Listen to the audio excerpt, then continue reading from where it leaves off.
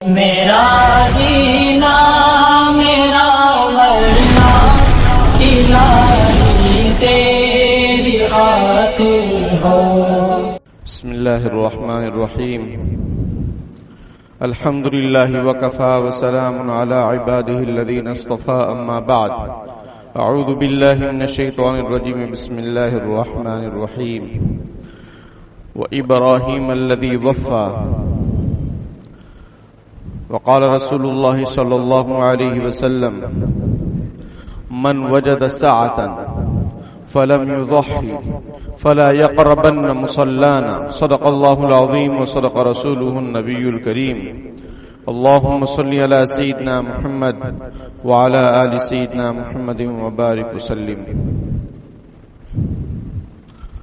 محبت کیا ہے دل کا درد سے معمور ہو جانا. محبت کیا ہے دل کا درد سے معمور ہو جانا.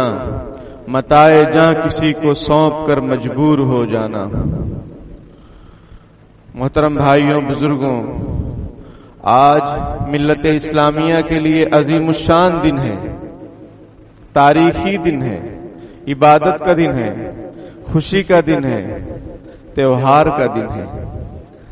نبی اکرم صلی اللہ علیہ وسلم جب مدینہ منورہ میں آئے تو وہاں کے باشندے 2 روز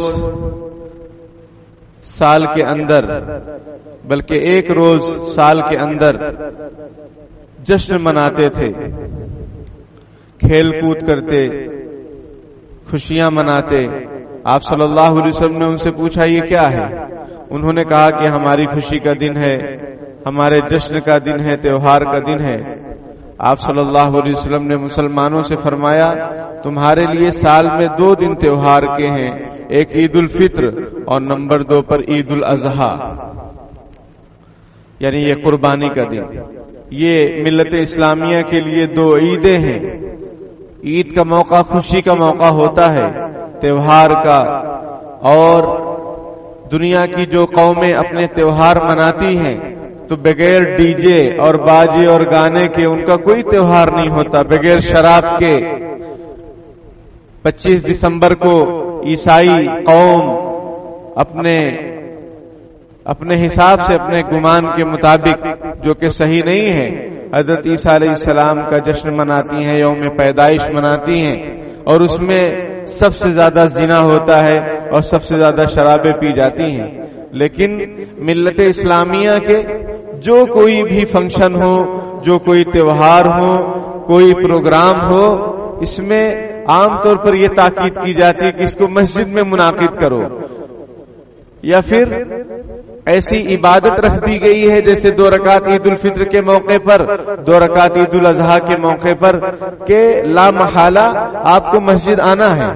اور نکاح اور شادی کا موقع ہے تو رسول اللہ صلی اللہ علیہ وسلم کا فرمان اعلنوا ھذا النکاح وجعلوه فی المساجد، کہ نکاح کا اعلان کرو اور مسجد میں اس کو منعقد کرو، کیونکہ مسجد میں دنیا کی بات کرنا جائز نہیں ہے. سمجھ میں آئی بات؟ چھہارے وغیرہ کی تقسیم اگر آپ کو کرنی ہے تو اس طور پر کیجئے کہ مسجد کی بے ادبی نہ ہو. اگر آپ مسجد کی بے ادبی کر رہے ہیں تو گناہ ہو رہا ہے آپ کو. تو ملت اسلامیہ کے جو پروگرام ہیں وہ عبادت اس میں شامل ہے، مسجد اس میں شامل ہے. نہ کہیں شراب کا ذکر ہے، نہ کہیں گانوں کا دورہ ہے، کچھ بھی نہیں ہے، سب چیزیں حرام. تو ہمیں اللہ پاک کا شکر ادا کرنا چاہیے کہ اس نے ہمیں کیسا عظیم الشان بابرکت دین عطا فرمایا ہے، جس کی تمام چیزیں اللہ سے ملی جلی ہیں، اللہ کے لیے ہیں. آج آپ لوگ جانور گرانے سے پہلے ایک دعا پڑھی جاتی ہے، وہ میں نے اس لیے جانور گرانے سے پہلے کہا کہ آپ جانور کو گرانے کے بعد پھر دعا پڑھیں گے تو بہت ٹائم لگائیں گے، اور پھر موبائل میں دیکھ کے پھر ہجے پڑھیں گے. وہ جانور کہے گا بھائی جلدی قربان کرو، مجھے کیوں پریشان کر رہے ہو؟ تو اس لیے میں کہہ رہا ہوں اس کا ادب یہ ہے کہ آپ پہلے دعا پڑھ لو، انی وجہت وجہی للذی فطر السماوات والارض حنیفا وما انا من المشرکین ان صلاتی ونسکی ومحیای ومماتی للہ رب العالمین لا شریک لہ وبذلک امرت وانا اول المسلمین اللہم منک ولک بسم اللہ اللہ اکبر. یہ دعا ہے. تو اللہم منک ولک اور بسم اللہ اللہ اکبر یہ مختصر سی دعا ہے. اس کو جانور پر اس کے گلے پر چھری چرانے سے پہلے پڑھنا ہے. لیکن یہ جو بڑی دعا پہلے ہم نے پڑھی ہے اس کو خدا کے واسطے جانور گرانے سے پہلے پڑھ لو آپ. کیوں؟ اس لیے کہ عام طور پر یہ بات دیکھنے میں آتی ہے کہ پھر وہ موبائل کھول کے اور یہ قرآن کی آیت ہے وہ حافظ صاحب ہوں گے وہ فٹافٹ پڑھ لیں گے اور جو حافظ نہیں ہے ان کے لیے مشکل ہوگی اس کو پڑھنا. تو اتنی دیر آپ جانور کو تکلیف کیوں دے رہے ہیں؟ آپ پہلے پڑھ لو. پھر جو چھوٹی سی مختصر سی دعا ہے وہ گرانے کے بعد بسم اللہم منک ولک، اے اللہ یہ آپ کی طرف سے ہے. مجھے تو یہ سمجھانا تھا کہ وہ جو دعا پڑھتے ہیں اس میں کیا ہے. وہ آیت میں ان صلاتی بے شک میری نماز، ونسکی میری قربانی، ومحیایا میری زندگی، ومماتی اور میری موت، للہ رب العالمین اللہ رب العالمین کے لیے، لا شریک لہ اس کا کوئی شریک نہیں ہے. تو میرے بھائیوں جانور سے پہلے تو ہم اقرار کر رہے ہیں کہ میرا جینا میرا مرنا کس کے لیے ہے؟ اللہ رب العالمین کے لیے. ہم تو جیتے ہیں کہ دنیا میں تیرا نام رہے. علامہ اقبال رحمۃ اللہ علیہ کے شعر کا ایک مصرع ہے، ایک لائن ہے، ہم تو جیتے ہیں کہ دنیا میں تیرا نام رہے. وہ ابراہیم الذی وفا، اس ابراہیم کو یاد کرو جس نے وفا کیا اللہ رب العالمین کے ساتھ. وَإِذِ ابْتَلَىٰ إِبْرَاهِيمَ رَبُّهُ بِكَلِمَاتٍ فَأَتَمَّهُنَّ، اس وقت کو یاد کیجئے کہ جب ابراہیم کو ان کے رب نے چند چیزوں میں چند باتوں میں آزمایا، فَأَتَمَّهُنَّ انہوں نے اس کو کمپلیٹ کر دیا. قَالَ إِنِّي جَاعِلُكَ لِلنَّاسِ إِمَامًا، اللہ نے فرمایا میں تمہیں انسانیت کا امام بناؤں گا، تمام لوگوں کا پیشوا اور مقتدی بناؤں گا. قَالَ وَمِن ذُرِّيَّتِي، انہوں نے کہا اے اللہ میری اولاد. قال لا ينال عهد الظالمین، اللہ تعالیٰ نے اصول بیان فرما دیا کہ بے شک تمہاری اولاد کو بھی یہ مقام مل سکتا ہے لیکن ظالمین کو نہیں ملے گا. ہاں جو نیکی کریں گے، پرہیزگاری اختیار کریں گے، اللہ رسول کے احکام پر ڈٹے رہیں گے، جمے رہیں گے اور اس پر عمل کریں گے، آزمائشوں پر کھرے اتریں گے، ان کو بھی مقامات سے نوازا جائے گا، ان کو بھی نعمتوں سے نوازا جائے گا. لیکن جو اللہ سے جو عہد و وفا کیے ہیں اس کو بھلا دیں، نماز کی پابندی نہ کریں، اپنی منمانی کریں، کوئی اللہ کے ساتھ وفاداری نہ کریں، ایسے ظالموں کو کچھ بھی ملنے والا نہیں ہے. یہ مقام ظالموں کا نہیں ملے گا، یہ مقام تو نیک بندوں اور رحم دل لوگوں کو ملے گا، وفاداروں کو ملے گا. تو میرے بھائیوں زندگی ہمیں اللہ پاک نے جو عطا فرمائی ہے زندگی اور موت ایک آزمائش کے لیے. الذی خلق الموت والحیات لیبلوکم، اللہ نے موت اور زندگی بنائی ہے تاکہ تم کو جانچے. ایکم احسن عملا، کون اچھا عمل کرتا ہے، کون اللہ کے لیے جیتا ہے، کون اللہ کے لیے مرتا ہے، کون اللہ کے لیے قربانی دیتا ہے اور اللہ کے لیے قربان ہو جاتا ہے اور اللہ کے لیے قربانی کرتا ہے. آج تو معاشرے کی صورتحال یہ کہ کوئی جانور لا رہے ہیں تو اس کا پرچار چاہے موبائل کے ذریعے سے یا باتوں کے ذریعے سے، تم نے کتنے میں لائے، تم نے کتنے میں لائے. بھائی مقصد صرف جانور ذبح کرنا تھوڑی ہے، مقصد یہ ہے کہ اپنے آپ کو، اپنے جذبات کو قربان کرنے کا ہمارے دل میں جذبہ بنے. ہم سوچیں، ہمیں صرف اتنا یاد ہے کہ حضرت اسماعیل علیہ السلام کی جگہ پر وہ میڑھا ذبح ہوا تو ہمیں بھی ذبح کرنا ہے بس. ارے اس کا پس منظر کیا، ان لوگوں کے جذبات کیا تھے؟ ان کے جذبات تو یہ تھے کہ بیٹا بوڑھا باپ اپنے ایک دم کم سن بچے، ابھی 11 سال کی عمر ہے، 13 سال کی عمر، مفسرین فرماتے ہیں ابھی وہ دوڑنے دھوپنے کے لائق ہو گیا تھا، ہاتھ بٹانے کے لائق ہو گیا تھا اپنے والد کے، اور وہ بھی کتنی مدتوں کے بعد پیدا ہوا، تمناؤں کے دعاؤں کے بعد پیدا ہوا. اس کو حضرت ابراہیم علیہ السلام خواب دیکھ رہے ہیں کہ میں ذبح کر رہا ہوں. بیٹے سے پوچھ رہے ہیں، وہ کہہ رہا ہے کہ بالکل یا ابت فعل ما تؤمر ستجدنی انشاءاللہ من الصابرین، اے اللہ آپ کو جو حکم دیا جا رہا ہے اللہ کی طرف سے اس کو کر گزریے، آپ مجھے انشاءاللہ صبر کرنے والوں میں سے پائیں گے۔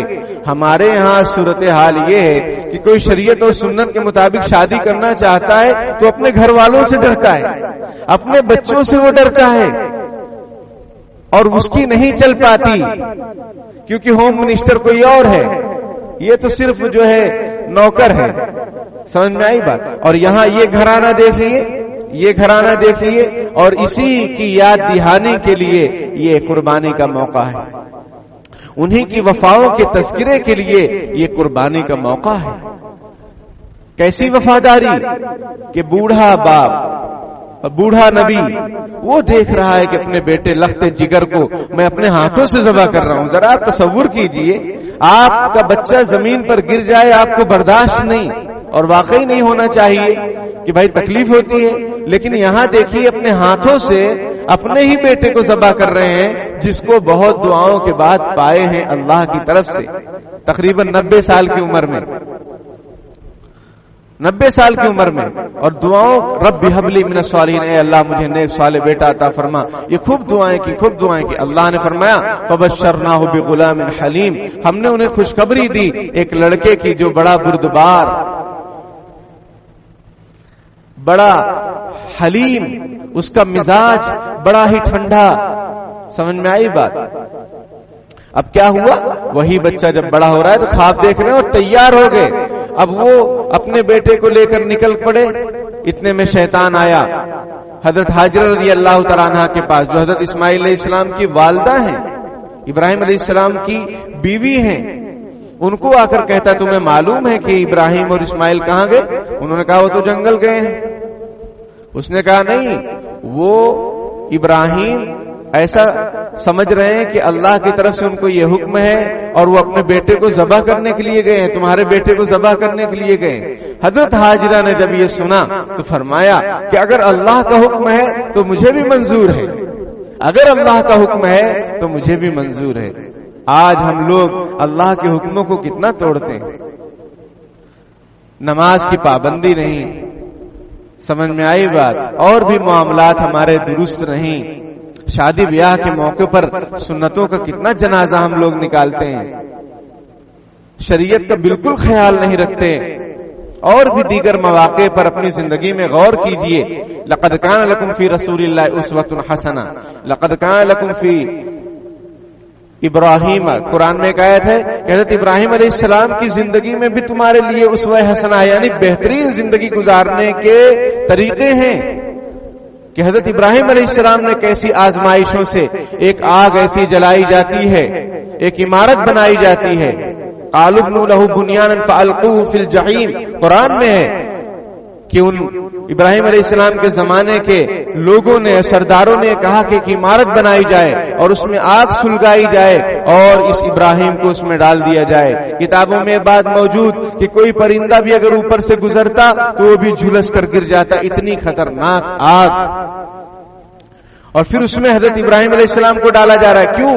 اس لیے کہ وہ توحید کے پرستار تھے، وہ ایک اللہ کو ماننے والے تھے، بے شمار بتوں کے سامنے وہ سر جھکانے والے نہیں تھے۔ آج ہم لوگ کمپرومائز پہ کمپرومائز کرتے چلے جا رہے ہیں کہ ہاں یہ بھی ہمارے اسکول میں ہونا چاہیے، یہ بھی ہمارے بچوں کو کروانا چاہیے، اس سے کوئی حرج کی بات نہیں ہے۔ سورج کے سامنے اگر تھوڑا جھک گئے تو کیا ہو گیا، مورتیوں کے سامنے ذرا جھک گئے تو کیا ہو گیا۔ وہ ابراہیم سے ہمیں سبق حاصل کرنے کی ضرورت ہے کہ جنہوں نے وقت کے فرعونوں کے سامنے سر نہیں جھکایا، اللہ کے سامنے سر جھکایا اور بے شمار خداؤں کو اپنی ٹھوکر پر رکھا، ایک خالق اور مالک کی عبادت کی انہوں نے۔ اب فرشتے پریشان، وہ آ رہے ہیں پوچھنے کے لیے کہ آپ کو کوئی ضرورت ہے، کچھ مدد ہے؟ انہوں نے کہا نہیں، اللہ تعالیٰ دیکھ رہا ہے۔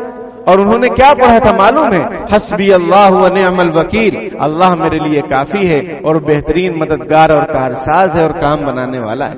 جبریل علیہ السلام آئے کہ آپ کی کوئی مدد کر دی جائے، انہوں نے کہا نہیں، اللہ تعالیٰ دیکھ رہا ہے۔ یعنی وہ فرشتوں سے بھی اپنی نظر ہٹا لیے، بس وہ اور اللہ۔ اب کیا ہوا؟ جب ان کو آگ میں ڈالا گیا تو اللہ کی طرف سے حکم آیا، قلنا یا نار کونی بردم و سلام علی ابراہیم، ہم نے کہا اے آگ تو ٹھنڈی ہو جا اور سلامتی والی ہو جا حضرت ابراہیم علیہ السلام پر۔ توحید تو یہ ہے کہ خدا حشر میں کہہ دے یہ بندہ دو عالم سے خفا میرے لیے ہے، یہ ہے توحید۔ یہ کیا کہ جہاں چمتکار وہاں نمسکار، یہ مسلمانوں کا مزاج بنتا جا رہا ہے۔ ہم جو ہے حضرت ابراہیم علیہ السلام کی اولاد ہے، اور حضرت نبی اکرم صلی اللہ علیہ وسلم بھی ابراہیم علیہ السلام کی اولاد میں سے ہیں۔ حضرت اسماعیل علیہ السلام ان کی اولاد میں سے، نبی اکرم صلی اللہ علیہ وسلم ہم ان کو ماننے والے، وہ ہمارے پیشوا ہیں، وہ ہمارے پیشوا ہیں، اور وہی سبق ہم کو آج یاد کرنا چاہیے۔ اور یہ قربانی جانور یہ تو ایک علامتی ایک نشانی ہے، حقیقت یہ ہے کہ اپنے جذبات کو، اپنے ارادوں کو جس طریقے سے حضرت ابراہیم علیہ السلام، ان کے بیٹے حضرت اسماعیل علیہ السلام، ان کی بیوی حضرت ہاجر رضی اللہ تعالی عنہا نے اپنے آپ کو اللہ کے نام پر قربان کر دیا۔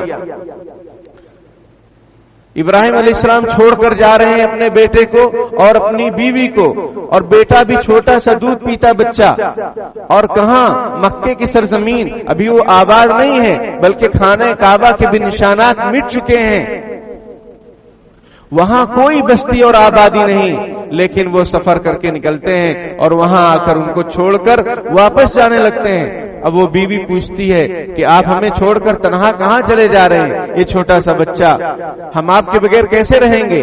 اور لوگ جانتے ہیں، ہم سب جانتے ہیں کہ بیوی اور چھوٹا سا بچہ، اس کو سب سے زیادہ ضرورت کس کی ہوتی ہے؟ شوہر کی ہوتی ہے، شوہر کی ہوتی، اور وہ بھی ایسی جگہ جہاں کوئی بندہ، کوئی رشتہ داری نہیں، کوئی میکا ویکا نہیں، وہ کوئی بھی نہیں، بس یہ چھوٹا سا بچہ ننھا سا اسماعیل اور حضرت ہاجرہ۔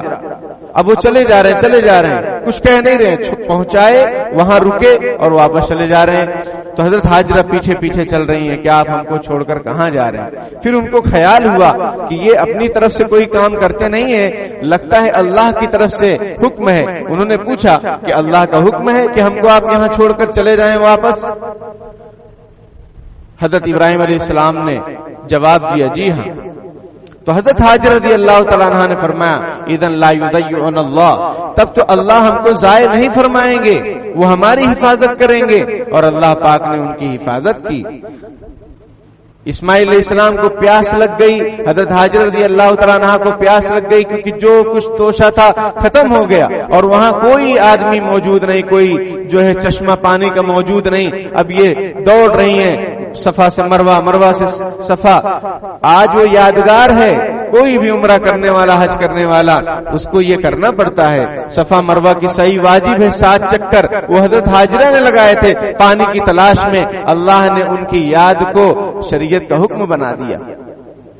پھر حضرت جبرائیل علیہ السلام آئے اور اپنے پیر، اپنی ایڑی کے ذریعے سے یا اپنے پروں کے ذریعے سے انہوں نے زمین پر مارا، جس سے چشمہ جاری ہو گیا، جسے زمزم کہا جاتا ہے۔ لوگوں میں جو مشہور ہے کہ حضرت اسماعیل علیہ السلام کی ایڑیوں کے رگڑنے سے وہ چشمہ جاری ہوا، یہ غلط بات ہے، یہ صحیح نہیں ہے۔ حضرت جبرائیل علیہ السلام کے ذریعے سے وہ چشمہ جاری ہوا، وہ بھی اللہ کے حکم سے۔ اور زمزم اس لیے کہا جاتا ہے کہ وہ پانی بہنے لگا تھا۔ نبی اکرم صلی اللہ علیہ وسلم نے ارشاد فرمایا کہ اللہ تعالی رحم فرمائے اسماعیل علیہ السلام کی والدہ پر کہ اگر انہوں نے اس کو جمع نہ کیا ہوتا، اس کی باؤنڈری نہ بنائی ہوتی، تو زمزم ایک جاری چشمہ ہوتا، ایک جاری چشمہ ہوتا، لیکن انہوں نے اس کو ایک باؤنڈری بنا دی تو ماشاءاللہ وہ کنواں بن گیا، اور پوری دنیا میں لوگ اس پانی کو پیتے ہیں۔ حج عمرہ کرنے والے پانی کو لاتے بھی ہیں، پیتے بھی ہیں۔ بہرحال تو یہ میرے بھائیوں، ان کے جو واقعات ہیں، انہوں نے جو قربانیاں دی، وہی جذبات ہمیں بھی پیدا کرنے کی ضرورت ہے۔ کسی سے ڈرنے گھبرانے کی ضرورت نہیں ہے، ایک اللہ کی عبادت کیجئے، اسی کے سامنے سر جھکائیے، اسی سے اپنے مسائل کا شکوہ کیجئے، شکایت کیجئے، اور اسی سے درخواست کیجئے۔ جو کچھ بھی ہو سب اللہ کے سامنے، دیکھیے اللہ تعالیٰ آپ کے مسئلے کیسے حل فرماتے ہیں، اور اگر آپ وفا کریں گے تو اللہ بھی وفا کریں گے۔ سمجھ میں آئی بات؟ اور دنیا کی ساری طاقتیں ماند پڑ جائیں گی، ختم ہو جائیں گی، فنا ہو جائیں گی، ظلم ستم کا بازار بند ہو جائے گا، اور اگر ہم اللہ والے بن جائیں، وفادار بن جائیں، وفا شیار بن جائیں۔ صرف جانور کو قربان کر لینے سے جو مقصد ہے قربانی کا، جو مقصد ہے عید الاضحیٰ کا، وہ پورا حاصل نہیں ہوگا جب تک کہ ہم اپنے آپ کو بھی مٹانے کا جذبہ نہ رکھیں۔ یہ نہ سوچیں کہ ابھی تو ہم اللہ کے نام پر جانور کو ذبح کر رہے ہیں، اگر وقت آئے گا تو اللہ کے نام پر اپنی جان بھی قربان کر سکتے ہیں اور اپنا مال بھی قربان کر سکتے ہیں، کیونکہ یہ سب اللہ نے ہمیں عطا فرمایا ہے، ہمارا کوئی کمال نہیں اس میں، جان دی ہوئی اسی کی تھی، حق تو یوں ہے کہ حق ادا نہ ہوا۔ تو میرے بھائیوں، یہ قربانی کا پیغام ہے کہ جانور کو ذبح کرنے کے ساتھ ساتھ اپنی انا کو فنا کیجئے۔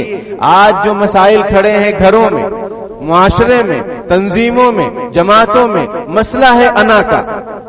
جب تک یہ انا فنا نہیں ہوگی کوئی مسئلہ سلجھنے والا نہیں ہے، کہیں اتحاد اور اتفاق ہونے والا ہی نہیں ہے۔ یاد رکھیے، لکھ لیجئے، جب تک اپنے آپ کو نہیں مٹائیں گے، جب تک دانا اپنے آپ کو مٹاتا نہیں ہے، گلے گلزار نہیں ہوتا ہے۔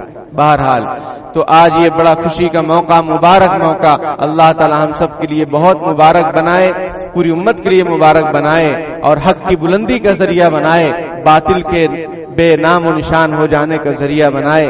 تو آج ابھی آپ لوگ جائیں گے، قربانی کریں گے، اس سلسلے میں ذرا کچھ باتیں ذہن نشین رکھیں۔ جانوروں کے سلسلے میں یہ بات یاد رکھیں کہ خوب اس کو راحت پہنچائیں، اس کی سیوا اور خدمت کریں، اس کو تکلیف نہیں ہونا چاہیے۔ یہ بات جو ہے سامنے آتی ہے کہ کسی کمرے میں کئی جانوروں کو بند کر دیا جاتا ہے اور ان کو کھانا بھی نہیں دیا جاتا ہے۔ آپ وہ بلی والا واقعہ بھول گئے، بخاری شریف میں ہے کہ ایک عورت نے بلی پالی، اس نے چھوڑا بھی نہیں کہ وہ بیچاری کچھ کھا سکے، اور اس نے کچھ دیا بھی نہیں کہ وہ جی سکے، مر گئی۔ نبی اکرم صلی اللہ علیہ وسلم نے ارشاد فرمایا، میں نے اس عورت کو جہنم میں دیکھا ہے۔ کیوں؟ اس لیے کہ اس نے پالا اور اس نے جو ہے مار ڈالا، یہ نہ پالتی اور اس کے باندھنے کی وجہ سے وہ نہ مرتی، اس کا جہنم کا فیصلہ نہیں ہوتا۔ یہی حال جانوروں کے سلسلے میں ہمیں چوکنا رہنا چاہیے۔ سمجھ میں آئی بات؟ یہ نہیں کہ اس کو جو ہے کسی کمرے میں پیک کر دیا گیا، نہ کھانا مل رہا ہے، وہ 50 کلو کا جانور 25 کلو کا ہو جاتا ہے۔ یہ ظلم و ستم نہیں ہے تو کیا ہے؟ اور یہ قبول ہوگا؟ اور یہ اللہ کو خوشنودی کا، اللہ کو خوش کر دے گا یہ ہمارا عمل کہ بے زبان جانور کو آپ تکلیف پہنچا رہے ہیں اپنے شوق کو پورا کرنے کے چکر میں؟ اور شوق کیا ہے وہ آپ سمجھ سکتے ہیں۔ خدا کے واسطے جتنی کیپیسٹی ہے آپ کے اندر اس حساب سے قربانی کا نظام بنائیے۔ جانور اچھے سے رکھ سکتے ہو تو رکھو، اچھے سے نہیں رکھ سکتے ہو تو اس پر ظلم مت کرو، اس کی بددعائیں لگیں گی، آپ کی دنیا تباہ ہو جائے گی، آخرت بھی تباہ ہو جائے گی۔ اور خدا نہ خواستہ اگر وہ مر گیا بھوکا پیاسا تو وہ بلی چھوٹی سی ہے، یہ تو بڑا جانور ہے۔ سمجھ میں آئی بات؟ کیا ہوگا آپ کا؟ کیا ہوگا سوچئے۔ یہ سوچنے کے لیے دنیا اللہ نے بنائی ہے اور زندگی ہمیں عطا فرمائی ہے، تو اس کا خوب پالن پوشن ہونا چاہیے، اس کے کھانے پینے کا اچھا نظام بنانا چاہیے، اچھے سے اس کو محبت سے رکھنا چاہیے۔ بارش ہو رہی، جانور بھیگ رہا ہے اور یہ صاحب آرام سے اندر آرام کر رہے ہیں، اس کا حساب نہیں ہوگا۔ آپ پہلے انتظام کیجئے، پھر بعد میں جانور خریدیے۔ سمجھ میں آئی بات؟ ایک بات یہ۔ دوسری بات، ابھی قربانی کا موقع رہے گا تو اس میں دھڑا دھڑ جلدی اس سے گناہ اپنے سر مت لیجئے، آرام سے ذبح کیجئے، جانور ٹھنڈا ہو جائے پھر اس کی کھال وغیرہ اتاریے۔ مسلم نہیں مل رہے ہیں، غیر مسلموں سے بھی یہ کام لیا جا سکتا ہے۔ کون سا کام لیا جا سکتا ہے؟ کھال وغیرہ اتارنے کا۔ اس میں بھی وہ لوگ رہتے ہیں کٹنگ پیسٹنگ میں ماہر رہتے ہیں۔ مسلم نہیں مل رہے، ان سے کام لے لیجئے، جائز ہے، لیکن ذبح تو آپ کو کرنا ہے۔ کوئی یہ نہ سمجھے کہ غیر مسلم سے ذبح کرانا ہے، اتنے ہلکے میں نہ لیں۔ سمجھ میں آئی بات؟ ذبح تو آپ کو ہی کرنا ہے۔ جس کا ایمان صحیح نہیں وہ ذبح کرے گا، ذبیحہ حرام ہو جائے گا۔ ایمان صحیح ہونا چاہیے۔ اس کے بعد جب وہ ٹھنڈا ہو جائے پھر اطمینان سے پھر اس کے جو ہے کھال وغیرہ اتارنا چاہیے، ہڈی بوٹی ایک کرنی چاہیے۔ ٹھنڈا جیسے ذبح کرتے ہیں ویسے ہی وہ دل کی طرف چھورا مارتے ہیں۔ آپ اس کو سمجھ لیجئے کہ یہ ذبح کیوں ہے۔ ذبح اس لیے ہے کہ جو فاسد خون ہے وہ سب نکل جائے۔ آپ نے چھورا مار کر اس کو ٹھنڈا ہونے سے پہلے ٹھنڈا کر دیا تو خون گوشت میں رہ جاتا ہے اور خون سے ہی ساری بیماریاں ہوتی ہیں۔ خون سے ہی آپ جب ڈاکٹر کے پاس جاتے ہیں بلڈ ٹیسٹ ہوتا ہے کہ آپ کو کون سی بیماری ہے۔ تو اسی طریقے سے یہاں پر اگر وہ بلڈ نہیں نکل رہا ہے تو وہ آپ کھائیں گے بیمار پڑیں گے. تو شریعت نے جو طریقہ بتلایا اسی میں عافیت ہے, سکون ہے. سمجھ میں آئی بات؟ اسی طریقے سے وہ میں نے بتایا تھا ابھی شروع میں کہ وہ جانور کو گرا لیے, اب دعا پڑھ رہے ہیں. بھائی پہلے پڑھ لو, پھر بسم اللہ اللہ اکبر باقی رہے, اللہ من کا ولک بسم اللہ اللہ اکبر. اور دوسری دعا جو ہے جس کی طرف سے قربانی ہے 7 لوگوں کی, وہ بعد میں پڑھ لیجیے. اصل تو نیت ہے دل میں کہ کتنے لوگوں کی طرف سے یہ ہے, آپ نے دیکھ لیا ان لوگوں کی طرف سے یہ قربانی ہے, اللہ تعالیٰ قبول فرمائے, بسم اللہ اللہ اکبر, ہو گئی بات. اب اس میں بعض مرتبہ یہ ہوتا ہے کہ جانور گرانے کے بعد چھورا نہیں چل رہا ہے تو اس کو بولتے اس کو تیز کر کے لاؤ, یہ بیچارہ جانور لیٹا ہوا ہے, اس کو تکلیف ہو رہی ہے. سمجھ میں یہ چھورا تیز کرنے گئے. اسی طریقے سے یہ بھی ادب میں ہے کہ جانور کے سامنے جانور ذبح مت کرو. لیکن حال یہ ہے کہ بس اتنا دھن سوار ہے لوگوں پر کہ کوئی ٹینشن لینا, کام اپنا بنتا, شریعت بھاڑ میں جائے. جانور کے سامنے جانور ذبح ہو رہا ہے, جلدی جلدی کاٹ رہے ہیں اور جلدی جلدی چھورا مار کے اس کو ٹھنڈا کر دے رہے ہیں. یہ کیا ہے؟ تماشا بنا کر رکھا ہے اپنی عبادت کو. عبادت کو عبادت کے انداز میں ادا کیجئے تو وہ عبادت ہوگی. عبادت کو اپنے مزاج کے اعتبار سے ادا کریں گے وہ عبادت نہیں ہوگی. آپ کھاؤ گوشت اور کرو الٹا سیدھا, پیٹ تو بھر جائے گا لیکن اللہ راضی نہیں ہوگا. اس لیے بہت حساب سے کیجئے. گھائی ایک دم اپنے سر پر مت لاد دیجئے. آج نہیں ہو پا رہی, موقع نہیں ہے, کوئی نہیں مل رہا ہے ذبح کرنے کے لیے, کل ذبح کروا لو. 3 دن ہے آپ کے پاس, 3 دن ہے. بہتر تو آج ہے, اس کے بعد کل, اس کے بعد کل, اس کے بعد پرسوں. لیکن نہیں موقع مل پا رہا ہے, گڑبڑی ہو جائے گی تو رک جاؤ, صبر کر لو, کل کھا لینا, کل ذبح کروا لینا. اسی طریقے سے کلیجی روزہ کے بارے میں بھی ہم نے سمجھایا ہے کہ روزہ اس دن حرام ہے. اور کوئی یہ کہے کہ میرا روزہ ہے کلیجی کا, فلانے کا, یہ سب گناہ کی بات ہے. ہاں بہتر ہے کہ اپنے قربانی میں سے کھاؤ, جو بن جائے, گوشت بن جائے, کلیجی بن جائے, جو بہتر ہے. لیکن اس کے لیے آپ روزہ کا ماحول مت بناؤ. روزہ حرام ہے اس دن. سمجھ میں آئی بات؟ اسی طریقے سے اس گوشت کو 3 حصوں میں تقسیم کرنا چاہیے, ایک اپنے لیے, ایک رشتہ داروں کے لیے, غریبوں کے لیے. سمجھ میں آئی بات؟ اس کو تقسیم کریں اچھے انداز میں. اسی طریقے سے اہم بات یہ بھی کہ صفائی ستھرائی کا مکمل خیال کریں, اور نالیوں کے اندر خونوں کو بہانا یہ سب غیر مناسب بات ہے. زمین ہو اس کو کھود دو, گڑھا, اور خون وغیرہ اس میں دفن کر دو, اور جو آلائش ہے, عضلات ہیں, وہ سب ایک جگہ جمع کر کے, ایک تھیلی میں جمع کر کے, جو گاڑی آتی ہے نگر پریشد کی طرف سے وہاں پر پہنچا دیجئے. ادھر ادھر مت ڈالیے, کتے بھی گھومتے ہیں, بدبو بھی پیدا ہوتی ہے, بیماری بھی پیدا ہوتی ہے, برادران وطن کے جذبات بھی مجروح ہوتے ہیں, ان کو بھی تکلیف ہوتی ہے. تو یہ عبادت نہیں ہے, پھر یہ عبادت نہیں ہوگی. پھر کسی کو تکلیف دے کر عبادت کرنا یہ مناسب نہیں. اب یہ کہ بھائی ان کو ایسے ہی تکلیف ہو رہی, وہ ان کا الگ مسئلہ ہے. باقی یہ کہ ہم کوئی موقع نہ دیں. اسی طرح موبائل پر اس کے ویڈیو کو وائرل کرنا یہ سب بے وقوفی ہے. ان تمام باتوں سے بچیے کہ یہ ہمارا جانور, یہ ہمارا گوشت, یہ سب شیئر کرنے کی ضرورت نہیں ہے. سب کی نظریں اس پر ہوتی ہیں, اور پھر خدا نخواستہ کوئی بات ہو جائے تو اس میں ہمارا ہی قصور ہوگا. بہرحال اللہ پاک کہنے سننے سے زیادہ عمل کرنے کی توفیق عطا فرمائے. آمین. وآخر دعوانا الحمدللہ رب العالمین. بسم اللہ الرحمن الرحیم. اللهم صل علی سیدنا محمد وعلى ال سیدنا مولانا محمد وبارک وسلم. ربنا آتنا فی الدنیا حسنة وفی الآخرة حسنة وقنا عذاب النار. ربنا هب لنا من ازواجنا وذرياتنا قرة اعین واجعلنا للمتقین اماما. اللهم انا نسألك العفو والعافية في الدنيا والآخرة. اللهم انا نسألك رضاك والجنة ونعوذ بك من غضبك وسخطك والنار. رب اغفر وارحم وانت خیر الراحمین.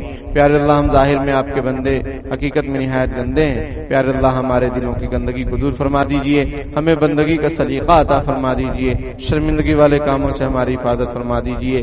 پیارے اللہ, برے دن سے, بری بات سے, بری رات سے, برے خاتمے سے ہماری حفاظت فرما دیجئے. پیارے اللہ, آج قربانی کا دن ہے, عید الاضحیٰ کا دن ہے. پیارے اللہ, ہم سب کے لیے اس کو مبارک, مسعود, خوش بنا دیجئے.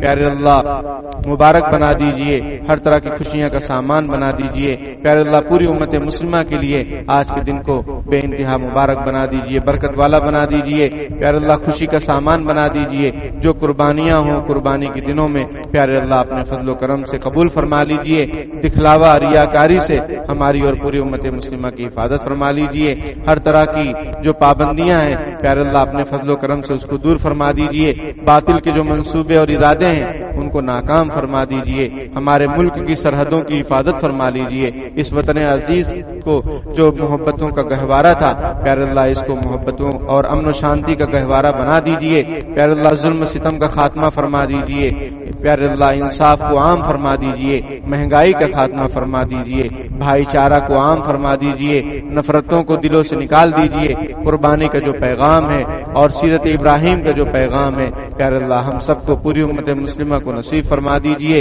ہمیں بھی وفادار بنا لیجئے پیارے اللہ، بے وفائی سے ہماری حفاظت فرما دیجئے، غداری سے ہماری حفاظت فرما دیجئے پیارے اللہ، آپ کے نام پر جینے اور مرنے والا بنا دیجئے، آپ کے لیے جینے، آپ کے دین کی سربلندی کی کوششیں کرنے والا بنا دیجئے پیارے اللہ، دین کی لائن کی جو بھی محنتیں ہو رہی ہیں سب کو قبول فرما لیجئے، سب کی حفاظت فرما دیجئے، باطل کے منصوبوں سے حفاظت فرما دیجئے، حاسدین کے حسد سے حفاظت فرما لیجئے پیارے اللہ، ان دینی سرگرمیوں میں ہمارا حصہ بھی شامل فرما دیجئے پیارے اللہ ہمیں ایسا بنا دیجئے کہ ہم آپ کو پسند آ جائیں، جو پریشان حال ہیں ان کی پریشانیوں کو دور فرما دیجئے، جو بیمار ہیں ان کو شفاء کامل عطا فرما دیجئے، جو ناجائز قید و بند میں پکڑے ہوئے جکڑے ہوئے ہیں باعزت انہیں رہائی نصیب فرما دیجئے پیارے اللہ،